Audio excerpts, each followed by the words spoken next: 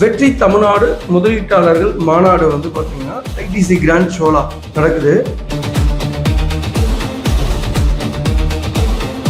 Buckingham கால்வாயில் வந்து water metro போக்குவரத்து சேவையை தொடங்குறதுக்கு வந்து டெண்டர் கேட்டிருக்காங்க.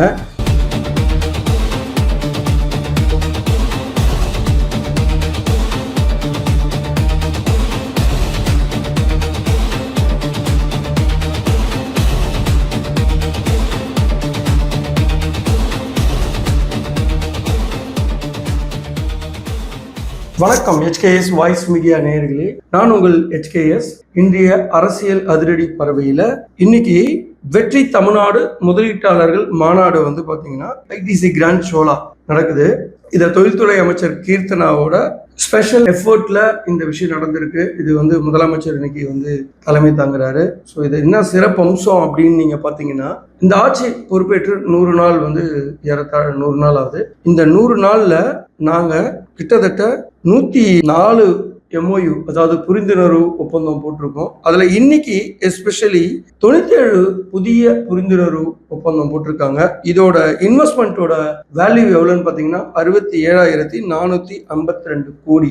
ஸோ இது வந்து பாத்தீங்கன்னா இதனால எவ்வளவு பேருக்கு வேலை வாய்ப்பு கிடைக்குது அப்படின்னா 1,06,998 பேருக்கு 20 டிஸ்ட்ரிக்ட்ல இந்த தொழில் வந்து தொடங்க போறாங்க. உண்மையிலேயே ஒரு பாராட்டப்படக்கூடிய ஒரு விஷயம் என்னன்னா, வந்த 100 நாள்ல இவ்வளவு பெரிய எஃபர்ட் எடுத்து இதுக்கு வந்து இவ்வளோ இன்வெஸ்ட்மெண்ட்டை வந்து கொண்டு வரணும் என்ற இனிஷியேட்டிவ் வந்து பார்த்தீங்கன்னா அப்ரிஷியேட்டபிள். பொதுவாக வந்து என்ன சொல்லணும் அப்படின்னா, கடந்த கால திமுக அரசாங்கத்தில் வந்து பார்த்தீங்கன்னா நிறைய வந்து அவங்க இன்னைக்கு இருக்கிற தொழில்துறை அமைச்சர் மேலே ஏகப்பட்ட கம்ப்ளைண்ட்ஸ் எல்லாம் வச்சுட்டு இருந்தாங்க.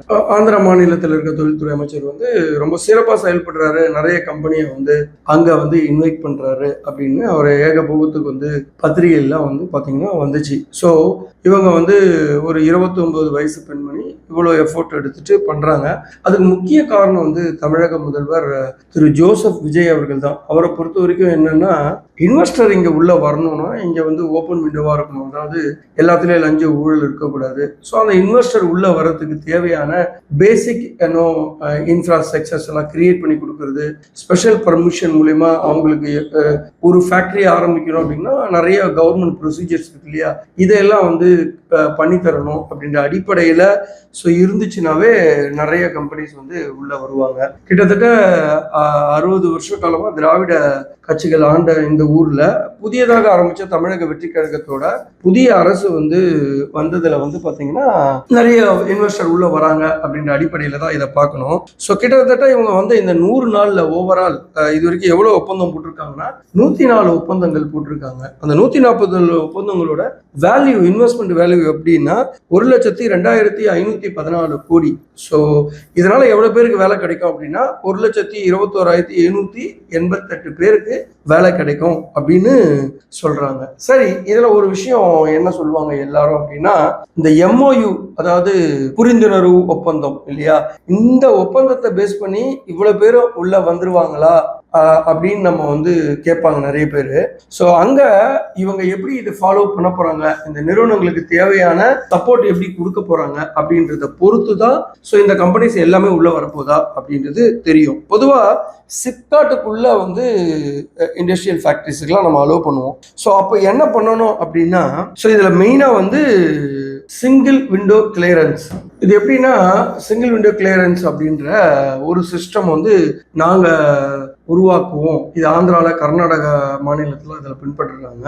ஸோ அதே போல நம்மளுடைய அமைச்சர் வந்து செல்வி கீர்த்தனா அவர்கள் என்ன சொல்றாங்கன்னா, நானும் சிங்கிள் விண்டோ கிளியரன்ஸ் பண்ணி இந்த நிறுவனங்கள் எல்லாம் வந்து நம்ம தமிழ்நாட்டுக்குள்ள கொண்டு வர்றதுக்கு என்னென்ன உதவிகள் செய்ய முடியுமோ அவ்வளவு செய்து கொடுப்போம் அப்படின்னு சொல்றாங்க. ஸோ என்ன அப்படின்னா, ஃபர்ஸ்ட் வந்து அவங்களுக்கு என்ன வேணும், ஒரு கம்பெனி உள்ள வரணும்னா அவங்க நிறைய வந்து டாக்குமெண்டேஷன் நீங்களே போய் பார்த்துட்டு வாங்க அப்படின்னா நம்ம அதிகாரிகள் வந்து என்ன பண்ணுவாங்க, பணம் கொடுக்கல அப்படின்னா நீண்ட காலத்துக்கு அதை கிடப்பில் போட்டுருவாங்க. ஸோ இதெல்லாம் பார்த்துட்டு தான் வந்து நிறைய கம்பெனிஸ் உள்ள வர்றதில்லை. அவங்களுக்கு என்னென்ன வகையான ஹெல்ப்லாம் இந்த சிங்கிள் விண்டோ கிளியரன்ஸ் அப்படின்னா, ஒரு இந்த தொழில்துறை அமைச்சகம் சார்பாக வந்து என்ன பண்ணுவாங்கன்னா, இது உள்ள எல்லா IAS ஆஃபீஸரையும் கொண்டு வருவாங்க.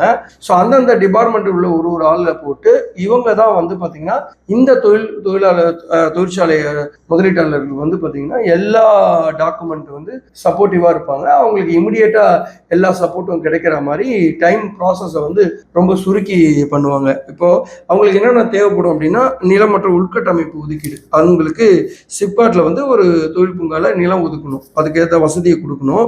அந்த இடத்துல வந்து பாத்தீங்கன்னா அந்த இடத்துக்கு பர்டிகுலரா தடையில்லாத மின்சாரம் தண்ணீர் வசதிகளை செய்து தரணும். அதுக்கப்புறமா வந்து பாத்தீங்கன்னா அரசு அனுமதிகள் மற்றும் உரிமங்கள், அதாவது ஸ்டாச்சுட்டரி அப்ரூவல்ஸ், அதாவது இவங்க உற்பத்தி பண்ண தொடங்க போறாங்களே அதில் அரசுகிட்ட இருந்து உடனடியாக அனுமதியை வாங்கி தரணும். அது போக சுற்றுச்சூழல் அமைச்சகத்தின் அனுமதியை வாங்கி தரணும், எவ்வளவு சீக்கிரம் வாங்குறோமோ வாங்கணும். அது போக தீயணைப்பு, உள்ளாட்சி அமைப்புகள், பாதுகாப்புத்துறையின் வந்து லைசன்ஸ், இதெல்லாம் அவங்களுக்கு உடனே வாங்கி கொடுக்கணும். இப்படிலாம் வாங்கி கொடுத்தாதான் ஸோ அவங்க என்ன பண்ணுவாங்க அப்படின்னா இந்த எம்ஓயு வந்து பார்த்தீங்கன்னா பைண்டிங் அக்ரிமெண்ட்டா மாறும். ஸோ இந்த பைண்டிங் அக்ரிமெண்ட்டா மாறும்போது தான் முதலீட்டுக்கு உண்டான பணம் வந்து உள்ள வரும். அது போக அதன் பிறகு இதெல்லாம் வந்த பிறகு உள்ள பணம் வந்த பிறகு பில்டிங் கட்ட ஆரம்பிச்சிருவாங்க. ஸோ கட்ட ஆரம்பிச்சதுக்கு அப்புறமா வந்து ரெக்ரூட்மெண்ட் ப்ராசஸ் பண்ணுவாங்க. ஸோ இந்த ப்ராசஸ் எல்லாம் கரெக்டா அமைச்சர் டீம் பண்ணியாச்சுன்னா நிச்சயமா இதெல்லாம் அப்படியே வரும். ஆனா இதுல எங்கேயாவது கோட்டை விட்டாங்க, இது வெறும் வந்து ரீல்ஸுக்காகவோ பேப்பர்ல வந்து ஷோ பண்றதுக்காகவோ பண்ணாங்க அப்படின்னாங்கன்னா நிச்சயமா இதெல்லாம் ஃபெயிலியர் தான் ஆகும். முந்தைய திமுக ஆட்சியிலையும் அப்படிதான். நாங்க இது வரைக்கும் வந்து இந்த 5 வருஷத்துல 1059 புரிந்துணர்வு ஒப்பந்தம் போட்டிருக்கோம். கிட்டத்தட்ட 3.34 லட்சம் கோடி வந்து இன்வெஸ்டர் உள்ள கொண்டு வந்திருக்கோம். கிட்டத்தட்ட 3 லட்சம் பேருக்கிட்ட நாங்க வந்து வேலை வாய்ப்பு உருவாக்கி கொடுத்துருக்கோம் அப்படின்னு சொல்லி சொல்றாங்க இல்லையா முந்தைய காலத்தை தொழில்துறை அமைச்சர் ராஜா அவர்கள் சொல்லுவார். ஆனா எதிர்கட்சிகள் என்ன சொல்றாங்க, ஒரு வெள்ளை அறிக்கை கொடுங்க, எவ்வளவு கம்பெனி உள்ள வந்திருக்கு, எவ்வளவு இருந்த கம்பெனி வெளியே போயிருக்கு அப்படின்னு சொல்லுங்கன்னா கடைசி வரைக்குமே அதை கொடுக்கல. ஸோ இப்படி வந்து வாயில வந்து வடை சொல்றோம் அப்படின்ற வகையில போயிடக்கூடாது அப்படின்றதுக்காக தான் அமைச்சருக்கு இப்ப இருக்கிற எதிர்கட்சிகள்லாம் சொல்றது என்னன்னா, நீங்க வந்து வாயிலேயே வடை சுடாம இந்த விஷயத்த ஆக்கப்பூர்வமா பண்ணுங்க அப்படின்னு சொல்றாங்க. ஸோ உண்மையிலேயே குட் இனிஷியேட்டிவ்ங்க. வெறும் 100 நாள், அதாவது 3 மாசத்துல இவ்வளவு பெரிய விஷயங்கள் வந்து ப்ராசஸ் பண்றாங்க அப்படின்னா கண்டிப்பா மச் அப்ரிஷியேட்டட் திங்ஸ் தான். ஸோ இதுல எந்தெந்த கம்பெனிஸ் எல்லாம் உள்ள வந்திருக்கு அப்படின்றத நம்ம இப்போ பார்த்துருவோம். ஸோ இந்த புதுசா உள்ள வந்திருக்கிற கம்பெனிஸ் அப்படின்னு வந்து பாத்தீங்கன்னா ஸ்கை ரூட் ஏரோஸ்பேஸ் அப்படின்ற ஒரு கம்பெனி உள்ள வந்திருக்கு. இது பேஸ்ட் ஆன் தட் விண்வெளி துறையை சேர்ந்த நிறுவனம் வந்து 250 கோடியில வந்து ராக்கெட்டோட ஸ்பேர் பார்ட்ஸை வந்து தயார் பண்ற ஒரு நிறுவனமா இது தமிழ்நாட்டில் இதான் ஃபர்ஸ்ட் டைம் இந்த மாதிரி வந்திருக்கிறது. அதன் பிறகு பாத்தீங்கன்னா அல்ட்ரா வைலேட் அப்படின்ற ஒரு கம்பெனி உள்ள வந்திருக்கு. இந்த கம்பெனி வந்து பாத்தீங்கன்னா கிருஷ்ணகிரி மாவட்டத்தில் பண்ண போறாங்க. கிட்டத்தட்ட 779 crores இன்வெஸ்ட்மெண்ட்ல. அதன் பிறகு வந்து பாத்தீங்கன்னா சூப்பர் மைக்ரோ கம்ப்யூட்டர், இது வந்து அமெரிக்காவை சேர்ந்த ஒரு கம்பெனி. அந்த ஃபார்ச்சூன் 500 அப்படின்னு ஒரு லிஸ்ட் விட்டாங்களே, அதுல இருக்கிற ஒரு முக்கியமான ஒரு கம்பெனி. ஸோ இவங்களோட இது பொறுத்து எதுக்கு இவங்க பண்றாங்கன்னா சர்வர் அசம்பிளி எல்லாம் மேனுஃபேக்சரிங் பண்றது. அதே போல மோட்டிவ் லிங்க் அப்படின்ற கம்பெனி தென்கொரியாவோட company, Nordex Germany related company, சப் அப்படின்றது சுவிட்சர்லாந்து ரிலேட்டட் கம்பெனி. அப்போ அந்த வெஸ்ட் ஆஸ்திரேலியா யூனிவர்சிட்டி வந்து ஒரு வேளச்சேரியில வந்து ஸ்டார்ட் பண்ண போறாங்க. இந்த மாதிரி புதிய கம்பெனி நிறைய பேர் உள்ள வந்திருக்காங்க. ஸோ ஏற்கனவே சில கம்பெனிலாம் இருக்கு, அதுவும் இந்த புரிந்துணர்வு ஒப்பந்தத்தோட இவங்க ஜாயின் பண்ணி சொல்றாங்க. ஸோ அந்த கம்பெனிஸ்லாம் என்ன அப்படின்னா அவங்க எக்ஸ்ட்ரா இன்வெஸ்ட் பண்ண போறாங்க அப்படின்னு சொல்றாங்க. ஏற்கனவே அவங்க நல்லா இருக்காங்க, இப்போ புதிய அரசாங்கம் வந்திருக்கு, இங்க லஞ்சம் இல்லை, ஒன்றும் இல்லை. ஸோ எல்லா லைசன்ஸ் ப்ராசஸ்ல இருந்து எல்லாமே வந்து சிங்கிள் விண்டோ கிளியரன்ஸ் சிஸ்டம் வந்து பண்ண போறாங்கன்னு போது அவங்க ரொம்ப எல்லாரும் ஆர்வமாயிட்டாங்க, நிறைய இன்வெஸ்ட் பண்றாங்க. அதுல வந்து பாத்தீங்கன்னா எக்ஸிஸ்டிங்கா இருந்தது வந்து இந்துஜா டீம் அப்படின்னு, அப்புறம் வந்து டெய்ல்மாரு, Lucas TVS, Titan company, JK tyres, Agnikul cosmos, Ascendas first space, இந்த மாதிரி வந்து இதெல்லாம் எக்ஸிஸ்டிங் கம்பெனிஸ், பழைய கம்பெனிஸ். இவங்களே வந்து இப்போ எக்ஸ்ட்ரா இன்வெஸ்ட் பண்ணி எக்ஸ்பேண்ட் பண்றாங்க. ஸோ இது மாதிரி வந்து பார்க்கும்போது தான் கிட்டத்தட்ட அவங்களோட இன்னைக்கு இந்த மாநாட்டில் மட்டும் 67,452 கோடி வந்து இன்னைக்கு உள்ள வர்றதா ஒரு புரிந்துணர்வு ஒப்பந்தம் MOU போட்டிருக்காங்க. ஸோ இது நல்ல வரவேற்கத்தக்க விஷயம். நம்ம வந்து தமிழக வெற்றி கழக கட்சிக்கும் சரி, நம்ம தமிழக முதல்வருக்கும் சரி மிகப்பெரிய வாழ்த்துக்களை சொல்லுவோம். இதன் மூலியமா வந்து நிறைய பேருக்கு இளைஞர்களுக்கு வாய்ப்பு கிடைக்க போகுது. 3 மாசத்துல இவ்வளவு பெரிய விஷயங்கள் ப்ராசஸ் பண்றாங்க. இதையும் வந்து விடாம அத்தனை கம்பெனி உள்ள வந்தா நல்லா இருக்கும். இன்னும் நிறைய கம்பெனி உள்ள வரும் அப்படின்ற நம்பிக்கையோட காத்திருப்போம். நம்மளுடைய வாழ்த்துக்கள் வந்து கீர்த்தனா அவர்களுக்கும் தமிழக முதல்வருக்கும். அடுத்தது தமிழக அரசு இன்னொரு கிரேட்டஸ்ட் விஷயத்த பண்ண போறாங்க.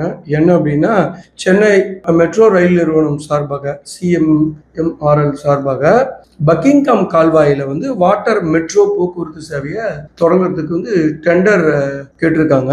ஸோ இது வந்து பார்த்தீங்கன்னா தமிழக அரசோட முயற்சி அப்படின்னு பார்க்கப்படுது. இந்த இப்போ நடந்துகிட்டு இருக்க சட்டமன்ற கூட்டத்தொடரிலேயே இதை பற்றி சொன்னாங்க. அதாவது பக்கிங்காம் கால்வாய், அதாவது கூவம் ரிவர் இருக்கு இல்லையா, இதை சுத்தப்படுத்தி பொதுமக்களுக்காக படகு சவாரி ஏன் செய்யக்கூடாது அப்படின்ற அடிப்படையில் சொல்லப்பட்டது. இதுக்கு முன்னாடி இருந்த ஆண்ட கட்சிகளும் ஒவ்வொருத்தரையும் ஆட்சிக்கு புதியதாக வரும்போது இதை பற்றி தான் பேசுவாங்க. ஆனால் இதுக்கு நிறைய பட்ஜெட்ல வந்து செலவாகும், இதுக்கு ஏன் இவ்வளவு செலவு பண்ணணும், இது அவசியமா அப்படின்ற அடிப்படையில இதை அப்படியே டிராப் பண்ணிட்டு போயிடுவாங்க. பட் இந்த வாட்டி தமிழக அரசு வந்து தமிழக வெற்றி கழகம் அப்படின்ற ஒரு கட்சி வந்து பெரும்பான்மையா வெற்றி பெற்று இன்னைக்கு சிறப்பாக ஆட்சி செய்து கொண்டிருக்கிறது. அவங்க வந்து இதை வந்து சென்னை மெட்ரோ ரயில் நிறுவனத்துக்கு கொடுத்துருக்காங்க. அவங்களே டெண்டர் கேட்டு அதுக்குண்டான பூர்வாங்க பணியெல்லாம் செய்ய சொல்லியிருக்காங்க. என்ன அந்த டெண்டரோட சாராம்சம் அப்படின்னா, ஃபர்ஸ்ட் வந்து எங்க இருந்து எங்க போகுது அப்படின்னா, எண்ணூர்ல இருந்து நார்த் மெட்ராஸ் எண்ணூர்ல இருந்து மகாபலிபுரம் வரைக்கும் படகு சவாரி எப்படி வந்து ட்ரெயின்லயும் பஸ்லயும் நம்ம டிராவல் பண்றோமோ அதே அடிப்படையில வாட்டர் மெட்ரோ அப்படின்ற அடிப்படையில இந்த போக்குவரத்து சேவையை ஆரம்பிக்கிறதுக்கு பூர்வாங்க பணிகள்லாம் நடந்துட்டு இருக்கு. கிட்டத்தட்ட 53 கிலோமீட்டர் இருக்கு அப்படின்னு சொல்லப்படுது. ஸோ இதோட நோக்கம் அப்படின்னா எதை அடிப்படையாக கொண்டு இது பண்றாங்கன்னா, ஏற்கனவே கொச்சியில வாட்டர் மெட்ரோ மாதிரி அடிப்படையாக கொண்டு தான் பண்றாங்க. அங்கேயும் இதே போல ஒரு கூவம் ரிவர் மாதிரி அங்கேயுமே வந்து இந்த கழிவு நீர் கால்வாய் போல கடலுக்கு கலக்கிற மாதிரி தான் உபயோகப்படுத்திட்டு இருந்தாங்க. ஸோ அங்கேயுமே இந்த மாதிரி ஒரு மாஸ்டர் பிளான் பண்ணதுனால இன்னைக்கு அங்க இந்த இந்த பர்டிகுலர் டிரான்ஸ்போர்ட் வந்து பார்த்தீங்கன்னா சக்ஸஸாக போயிட்டு இருக்கு. ஏன் அதை நம்ம சென்னையில் பண்ணக்கூடாது அப்படின்றது தான் இதோட ஐடியாலஜி. ஸோ இது வந்து பார்த்தீங்கன்னா டீசல் படகோ அப்படிலாம் எதுவுமே இல்லாமல் பேட்டரி அப்படி இல்லைன்னா ஹைப்ரிட் மின்சார படகுகள் சொல்லுவாங்க. அதன் மூலியமா யூஸ் பண்றதுனால பொல்யூஷனுக்கு பிரச்சனை இல்லை, மாசு கட்டுப்பாடு ஏற்படாது. இப்போ டிரான்ஸ்போர்ட் அப்படின்னா மாசு கட்டுப்பாடு நிறைய வருது இல்லையா, இது பேட்டரி இல்லை மின்சாரத்து மூலியமா போறக்கூடிய ஒரு படகாக தான் இது இருக்கும். சரி, இந்த டெண்டர்ல என்னென்னலாம் கேட்குறாங்க அப்படின்னா, முதல்ல வந்து நிலப்பரப்பை ஆய்வு பண்ணணும். ஸோ இது வந்து சாத்தியமா இருக்கா அப்படின்னு நீரின் தரம் வந்து பரிசோதனை பண்ணணும். ரெண்டாவது அங்கங்க டெர்மினல்ஸ், அதாவது எப்படி பஸ் ஸ்டாப் அது மாதிரி சொல்றோம் இல்லையா, அதுக்கெல்லாம் சாத்தியக்கூறியமான இடங்கள் இருக்கா, நம்ம அந்த மாதிரி வைக்க முடியுமா, வந்து கரையில நிறுத்துறதுக்கு போற வசதிகள் இருக்கா, அது போக வந்து எவ்வளவு பேர் இந்த டிரான்ஸ்போர்ட் வந்ததுன்னா உபயோகப்படுத்துவாங்க, இது வந்து அதிகமான மக்கள் தொகையை மக்களை வந்து விருப்பப்பட்டு வருவாங்களா, இது அந்த ரூட்ல எல்லாம் இருக்கா அப்படின்ற அடிப்படையெல்லாம் பார்ப்பாங்க. அதே போல இந்த மெட்ரோ வாட்டர் அந்த டிரான்ஸ்போர்ட் இருக்கு இல்லையா, இது வந்து கனெக்டிவிட்டியா இருக்கணும். அதாவது லோக்கல் ரயில்வே ஸ்டேஷனுக்கு டச் பண்ற மாதிரி இருக்கணும், மெட்ரோ வந்து டச் பண்ற மாதிரி இருக்கணும், உடனே ரோட்ல இறங்கி மக்கள் வந்து பஸ் டிரான்ஸ்போர்ட்டை யூஸ் பண்ற மாதிரியோ இல்லை ஓன் பைக்கு காரு இதையெல்லாம் வந்து எடுத்துட்டு போற மாதிரியோ அந்த மாதிரி ஒரு ஃபெசிலிட்டிஸோட கனெக்டிவிட்டியா இருக்குமா அப்படின்ற பல ஆய்வுகளை பண்ணி இதுக்கு எவ்வளவு செலவாகும் அப்படின்ற மாதிரி டெண்டர் விட்டுருக்காங்க. செப்டம்பர் 18ஆம் தேதி வரைக்கும் இதுக்கு டைம் ஃபிக்ஸ் பண்ணியிருக்காங்க.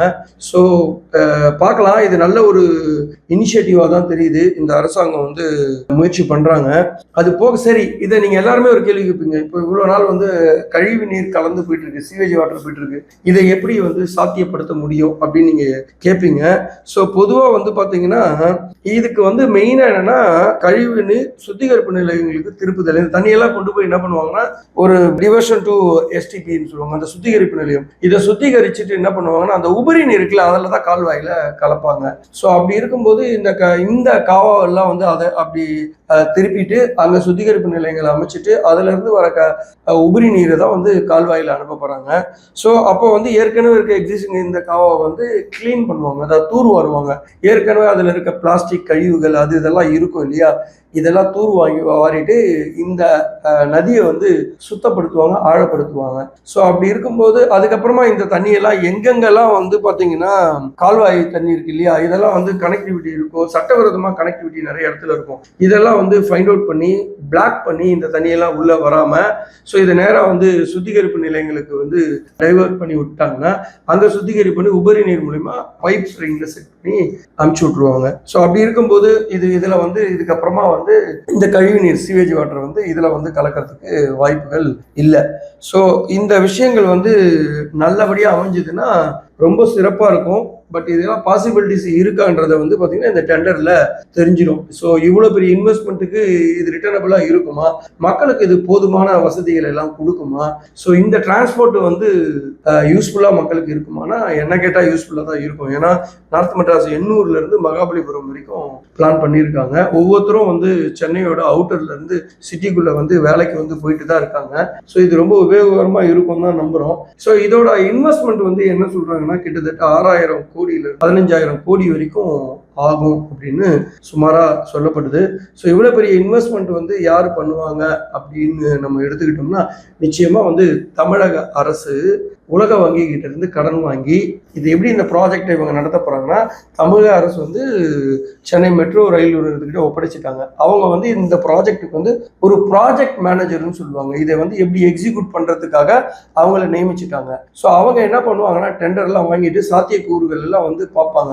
சாத்தியக்கூறுகளாக எல்லாமே கரெக்டாக இருந்துச்சு அப்படின்னா ஒரு பிளான் போட்டு அதுக்கப்புறமா இந்த டெண்டரை இந்த குவாலிட்டியான பீப்புள், அதாவது தகுதி வாய்ந்த ஒரு கம்பெனி கிட்ட கொடுத்து தான் இந்த ப்ராசஸ் எல்லாம் பண்ணுவாங்க. அப்போ வந்து உலக வங்கி கிட்ட இருந்து கடன் வாங்கணும். இதில் வந்து பாதி பணம் வந்து பார்த்தீங்கன்னா தமிழக அரசும் மீதி இன்னொரு சேம் மெட்ரோ ரயில் தான் 50-50 ரேஷியோவில் இதை ஒர்க் பண்ணுவாங்க. பேலன்ஸ் வந்து பார்த்தீங்கன்னா உலக வங்கி கிட்ட இருந்து கடன் வாங்கிறதுக்கு பாசிபிலிட்டிஸ் இருக்கு. ஸோ நம்மளோட இது வந்து பார்த்தீங்கன்னா கிட்டத்தட்ட 6000 கோடியிலிருந்து 15,000 கோடி வரைக்கும் இந்த திட்டத்துக்கு மட்டும் செலவாகும். ரெண்டாவது இந்த ஆறு மூலியமா நம்ம ஊர் வந்து யாரை பார்த்தாலும் கிண்டல் பண்ற அளவுக்கு தான் இருக்கும். ஒரே நாத்தம் பிடிச்ச இடம் சென்னை நவ அப்படின்னு சொல்லுவாங்க. இந்த ஒரு திட்டம் வந்துச்சுன்னா அதெல்லாம் போய் பழைய மாதிரி நம்ம அந்த பக்கிங்காம் ரிவர் மாதிரி ஒரு கிளீன் வாட்டர், அதில் வந்து படகு சவாரி மூலிமா நம்ம மக்கள் போனாங்கன்னா எப்படி இருக்கும் அப்படின்னு நினைக்கும் போதே ரொம்ப சந்தோஷமா இருக்கு. ஸோ இதனால இன்னுமே நம்மளுடைய நகரம் வந்து வளர்ச்சி அடைஞ்ச நகரமாகவும் நிறைய வந்து இதனால வந்து பார்த்தீங்கன்னா நிறைய வந்து ஃபாரின் கம்பெனிஸும் உள்ள வருவாங்க. ஏன்னா டிரான்ஸ்போர்ட் ஃபெசிலிட்டிஸ் கரெக்டாக இருக்கு அப்படின்னாவே அந்த ஊர்ல ரோடு இருக்கட்டும், போர்ட் இருக்கட்டும், இதெல்லாம் கரெக்டாக கொடுத்தாவே நிறைய இன்வெஸ்டரும் உள்ள வருவாங்க. இது இன்னைக்கு பார்க்க 2 விஷயத்த பார்த்தோம். ஒன்று வந்து பார்த்தீங்கன்னா வெற்றி தமிழக தொழில் முதலீட்டாளர் மாநாடு, அதனால எவ்வளோ பெனிஃபிட். ரெண்டாவது இந்த ஒரு விஷயம், இந்த 2 விஷயமே வந்து பார்த்தீங்கன்னா ரொம்ப சிறப்பு வாய்ந்த திட்டமாக தான் தமிழக மக்களுக்கு இருக்கும் நம்ம நம்புகிறோம். ஸோ இந்த திட்டங்கள் வரணும். ஏன்னா கொச்சியில் சக்ஸஸ்ஃபுல்லாக போயிட்டு இருக்கு. ஸோ இதனால நிறைய வருமானம் வருது. ஒன்லி ஃபார் தட் மக்கள் வந்து டிக்கெட் எடுத்துட்டு போகிறது மட்டும் இல்லாமல் நிறைய வணிக வளாகங்கள்லாம் உள்ள வரும். ஏடிஎம், நிறைய வந்து கடைகள், இதெல்லாம் உள்ள வரும்போது இதெல்லாம் வாடகை தானே. ஸோ இந்த வாடகைலாம் வந்து நிறைய லாபகரமாக தான் இருக்கும். ஸோ நிச்சயமாக இது வரும் அப்படின்னு நம்ம நம்புவோம். ஸோ தமிழக அரசுக்கு வந்து நம்மளுடைய சேனலின் சார்பாக வாழ்த்துக்களை தெரிவித்துக் கொள்கிறோம். இதே போல பல அதிரடி அரசியல் வந்து விஷயங்களை உங்க கூட ஷேர் செய்யறதுக்கு நான் உங்கள் HKS ஆகிய நான் ரெடியா இருக்கேன். மீண்டும் அடுத்த நிகழ்ச்சியில் உங்களை சந்திக்கும் வரை உங்களிடமிருந்து விடைபெறுவது உங்கள் HKS. நன்றி, வணக்கம்.